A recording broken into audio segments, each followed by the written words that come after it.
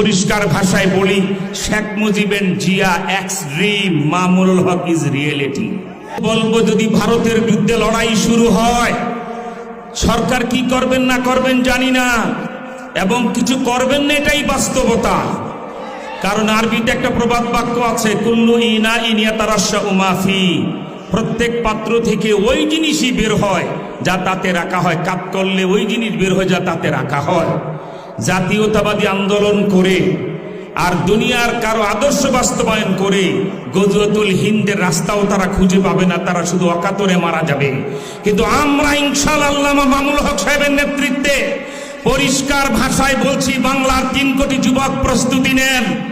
যদি লড়াই শুরু হয়ে যায়, আমাদের ফার্স্ট টার্গেট কলকাতার রাইটার বিল্ডিং এ কলেমার পতাকা উড়াবে ইনশাআল্লাহ।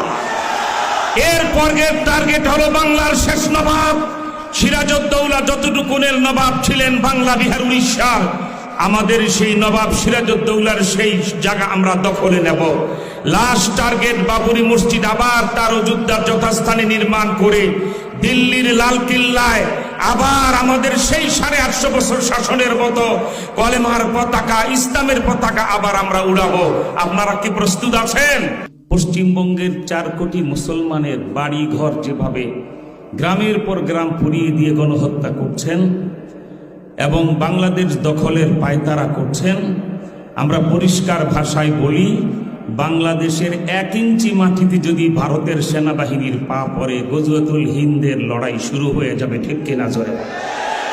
এবং আল্লাহ আমাদেরকে শাপলার রক্ত থেকে সব দিয়েছেন। যুদ্ধের ময়দানে প্রথম দরকার হয় একজন সিপাহ সালাহ, আমিরুল মুজাহিদিন। আমরা আমাদের দলীয় প্রধান দেখে বলবো না, বাস্তবতা হলো সামগ্রিক বিচারে আল্লামা মামুনুল হক গজওয়াতুল হিন্দের আমিরুল মুজাহিদিনের দায়িত্ব পালনের সব দিক থেকে তিনি সক্ষম। শুধু বলবো, যদি ভারতের বিরুদ্ধে লড়াই শুরু হয়, সরকার কি করবেন না করবেন জানি না, এবং কিছু করবেন না এটাই বাস্তবতা।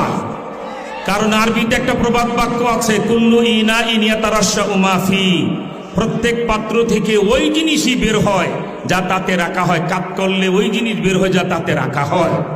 জাতীয়তাবাদী আন্দোলন করে আর দুনিয়ার কারো আদর্শ বাস্তবায়ন করে গজওয়াতুল হিন্দের রাস্তাও তারা খুঁজে পাবে না, তারা শুধু অকাতরে মারা যাবে।